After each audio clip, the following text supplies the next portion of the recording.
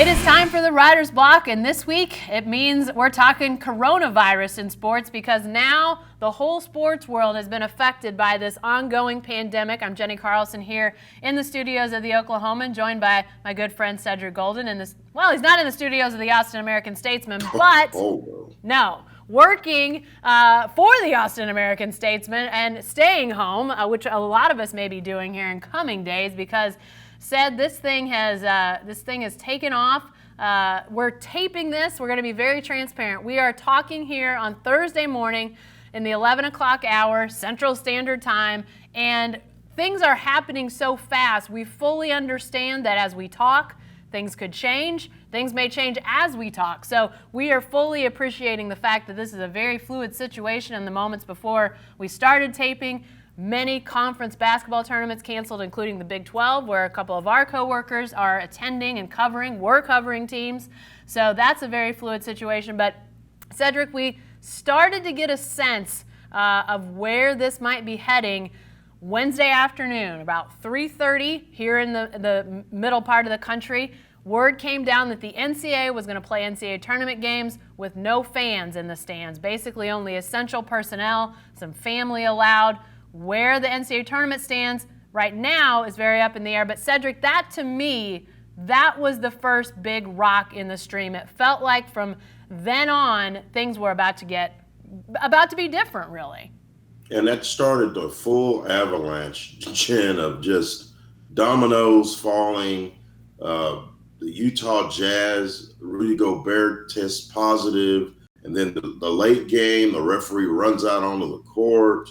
It was just nuts. And this is just the tip of the iceberg, I think. I believe it's going to continue to just basically halt all sporting events and unnecessary events moving forward that are, highly attended by people, because they got to get this thing under control, Jennifer. There's really no reason for us to be doing anything that's unnecessary, non-essential.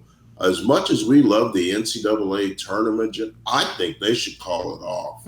I really think they should call it off. And hopefully the world medical community gets on top of this and gets this thing controlled, because people are getting sick. And I know the kids want to play. I know a lot of the NCAA players want to play. The Texas and Texas Tech game was canceled earlier today. The whole tournament was canceled. The SEC tournament, the Big Ten tournament, and the ACC tournament all followed suit. So when the NBA calls off the season, suspends the season, you know that the dominoes are going to fall that way. And this thing is so fluid. I feel like as I'm speaking that things are changing, and that I'm outdating myself. And, this is not live video, but we have to give the people the information that we have at the moment. Right. Yeah. And that's exactly, what you said is exactly right, that, the dominoes really, the cascade, while that announcement from the NCAA mid-afternoon Wednesday was the first sign that sports as we know it was about to change. We then found out the Big 12 was going to play its first round men's tournament games in Kansas City last night with fans, but then from there on they would no longer do that. But then, Cedric, you mentioned the NBA, and that situation with Rudy Gobert and the Utah Jazz happened right here in Oklahoma City, about 2 blocks that way from where I'm sitting right now. Teams on the floor, ready, really moments, not just getting ready for tip-off, the starters on the floor, the officials on the floor. And one of the Thunder personnel, the head doctor for the Thunder, literally sprints onto the court and waves off and calls over the officials. Obviously, at that point, the Jazz, as we've now found out, knew that Gobert was not feeling well. He was tested earlier in the day for myriad things, strep, flu, all of those things, came back negative. And then at that point, they decided to administer in the middle of the afternoon the test for COVID-19, which is obviously the disease. It follows on coronavirus once you have the virus. Did the test, and literally moments before tip-off, they got the results that Rudy Gobert had tested positive One of the Thunder medical professionals had gotten the word about it. He runs onto the floor. There's a moment of, I was not there, but we have reporters who were that say there's literally kind of a pulse. And Cedric, you know this watching games. There's a pulse of games that everything kind of continues until tip-off, and then obviously, then anything can happen. But it's all kind of going this way until that moment of tip-off. And our reporters say there was just a point where they felt like, sort of a wave in the space-time continuum almost, if you will, when there was that pause of like, wait, we're not on that continuum to tip off. We're stopping, we're halting, something's different here. And then obviously there was a delay.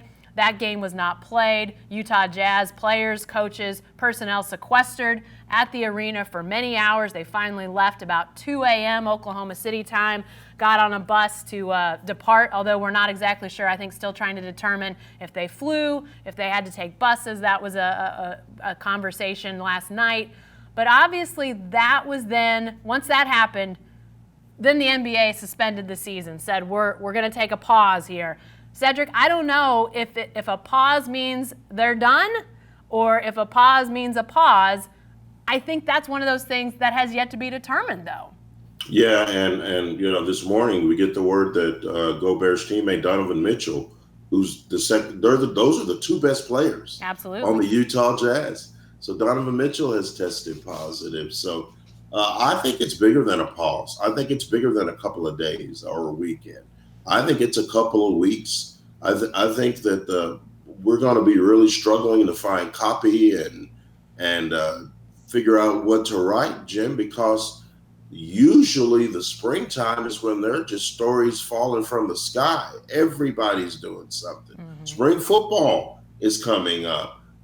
Pro Day at Texas is coming up in 2 weeks. So there's so much that's usually going on, but now it seems like the whole world has been put on pause while they try to figure out how to fix this thing. So I'm very worried about just the citizenry of the world, number one, particularly the older people who are more susceptible to this virus than the younger people. The NCAA needs to step up. I know you're thinking about that TV money. I know the TV ratings will go through the roof if you follow through with this thing. Mm-hmm. But I think having the event without fans, number one, was a smart move. Number two, they didn't want to walk down that dark path of lawsuits that were going to come flooding out of all of these stadiums when it's discovered that tens upon thousands of people tested positive for corona, because they'll say, well, I got it at the NCAA tournament, and so I'm gonna sue Mark Emmert. I'm gonna sue the NCAA, and then you have a financial, logistical, legal nightmare in addition to the PR problems that you're already facing by the fact that as of now you still haven't canceled that tournament. Well, and I think that what the NBA situation with the Jazz and the Thunder started to illustrate for people that maybe they hadn't fully appreciated before. I had this thought. This is not sports related, but a day or two ago, the time now seems very warped to my brain, but it seems like it was 2 days ago. Several TSA agents, I believe the number was 3, in San Jose, California, tested positive for coronavirus. And you start to think about the number of people that a TSA agent working security at an airport, even one that's, San Jose is not small, but it's not Atlanta or Chicago or Dallas or somewhere like that. You still think about the number of people they interact with. You start to think about just how quickly those fingers of something like this can spread. And I think last night with the NBA and the situation that happened with the Jazz, you start to see, again, it's illustrated in where the Jazz stayed when they were in Oklahoma City, the hotel, what restaurants did they eat at. We've now learned that Donovan Mitchell, the second player to test positive for coronavirus, worked out on Wednesday at a local high school. Their high school, their players were not in contact with Donovan Mitchell as far as we know, but their coach was. Today starts the high school basketball tournaments in Oklahoma, and that team is involved in the state tournament. You start to see how these fingers of this virus can spread. And Cedric, you and I mean, we're not doctors, we're not pretending to be, But the news that we hear about this virus is it's about, as you mentioned earlier, people who are older, 60 and above seems to be a mark that a lot of people throw out, and that have pre-existing health issues, whether that be lung and breathing issues, autoimmune issues that might compromise their immune system. And that's where you start to see the problem. It sounds like Rudy Gobert was feeling good enough. Had he tested negative for coronavirus last night, he would have played in that game. So I think when you're talking about the athletes, when you're talking about Rudy Gobert, Donovan Mitchell, high school basketball players in an Oklahoma City suburb, if they get the virus, the chance of them having a problem is minimal. But how many people do they then carry it to? And Cedric, to me, that's the real question when you start to talk about, will the NCAA tournaments be canceled potentially? You know, these teams, they share planes, they eat in restaurants, they're going all over the country, then they're coming back. To me, that's where the issues start to get really compounded. Because I was thinking the other day, in a typical day, how many people do you touch? I mean, you see your coworkers, you shake hands, you exchange a high five, a fist bump, a hug. People go to get haircuts. People go to the salon. I went to get a massage 2 weeks ago. I mean, those things, that's part of our everyday life. And now, as a result, Jen, we are having to reprioritize what we do from day to day. Usually on a Thursday afternoon at this time, I'm finishing up my video with you, and I'm in the Statesman, and I leave my little video room, and I go right to an employee meeting, a staff meeting with my sports comrades, and then Kirk and Suzanne Halliburton and myself, we go to lunch, where a waitress comes by and serves us drinks. We pay with our credit cards, and they touch them and they bring them back. And so you start thinking about all the little things. People are around people, and we can't just shut off the planet. We still have to live, but at the same time, we have to be more prudent, and we have to be smarter with our everyday life choices. Until this thing gets solved, we got to be very, very careful with washing our hands, our personal hygiene. I was in the movies last week with a guy that walked out of the bathroom and didn't even look at the sink. I wanted to slap him. Wow. I was like, man, if you're not washing your hands today, you never washed them before. And I go outside, he's walking off with his wife, and they're holding hands. And I'm like, man, what kind of planet are we on? People are not aware. If you got friends out there that you know are a little iffy in the hygiene department, give them a little gentle nudge. Hey, I want you to boil your hands this week because we don't want to get sick. There you go. I got one that's like 10 times bigger than that. This is just the one I carry around. So I totally agree with you. Yeah. And I think that the question that I have as these things get canceled, and as we're talking, again, to be transparent, we're talking on Thursday morning in the 11 o'clock hour here Central Standard Time, so we're fully aware of the cancellation of several major college basketball tournaments. We know that that's ongoing. Bob Bowlesby, the Big 12 commissioner, who is now, right now as we speak, is speaking in Kansas City to reporters who were there to cover the Big 12 tournaments. I was reading some as we're talking here, Cedric. He's saying he doesn't know if there will be an NCAA tournament for teams out of the Big 12 to go play in. And what you said earlier, Cedric, is completely spot on. It is sad. It is sad to think that, whether it's Baylor with a fantastic season that those guys put together, or Kansas with a chance to not only have won another Big 12 championship, but maybe go contend for a national championship, or just teams that maybe haven't had a chance to get there before. Suddenly, Texas, a team that we've talked about on this segment several times, and just the surge that they've had here recently, a chance for those guys to potentially get in the NCAA tournament. Sure, it stinks. It absolutely stinks. But if you're trying to bring this thing under control so we don't have hospitals overwhelmed, so we don't have medical personnel overwhelmed, this is not life and death. Sports is not life and death. And as much as we like to think so, Cedric, I think that's where the ultimate line has to come down. And we know that sports is an escape from real life. And remember when 9/11 happened about 20 years ago, Jen, and the kids still continue to play high school football, and that those kind of things are what makes sports special. But all in its good time. This is real life. This is not escapism.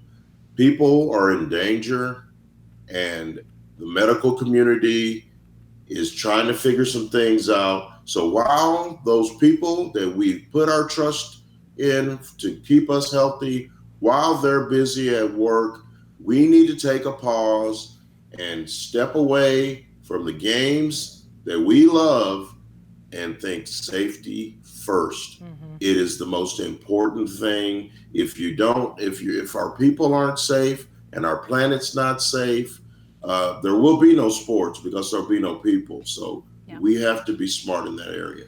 Yeah, and again, I'm monitoring as we talk here, Cedric. It looks like Pac-12 has also canceled its conference basketball tournaments. Basically, all of the AAC, the American Athletic Conference, also canceling. Pretty much everybody is saying, we're not going to do this weekend. So a big weekend of conference tournaments pulled off the docket. I was reading something actually from your sidekick down there in Austin, Kirk Bowles, saying that there's a PGA event that is going to have it's no fans allowed, which was what the NCAA is attempting to do at this moment as we talk. That's what we think they're still going to do, is no fans allowed. We'll see as that progresses. But Cedric, I think that the thought of sports as escape during this whole thing, it would have been great as people continue to do less and less non-essential things. It would have been great this weekend to have those conference tournaments going on, to have that sort of allowing us to have something to do, to watch, to almost feel in community with people, even though we're not in the same room as them or the same arena as them. But now I think it's going to have to be something else. I think we're looking at, Cedric, things like pulling out the video from great games of the past. Let's find those games from past Big 12 tournaments. I remember when the Big 12 tournament was here in Oklahoma City, there was a guy named Kevin Durant, you might have heard of him, played for Texas, and they had some fantastic games that tournament. Pull out some of that video. Let's watch that again. I think that's what we're going to have to do if you're a sports fan. I think we're going to have to come to the realization we're going to be watching the greatest hits for a while because we're not going to have fresh sports content for a little while. Yeah, no time to be cutting a new demo. This is all about the greatest hits. Get the YouTube app out and have fun.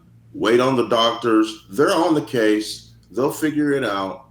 But we need to just chill out for a minute, and hopefully, and like I said, this is fluid.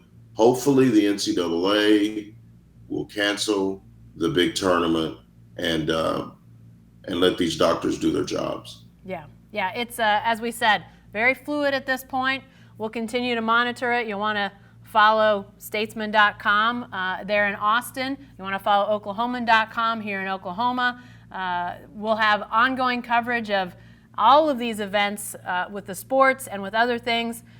We'll be back next week to talk more sports. Cedric, I don't know if it'll be actual games or actual events that are happening that we'll be talking about, but regardless of what the sports world looks like in a week, we'll be back here to talk about it on the Writer's Block. Sure hope you join us then.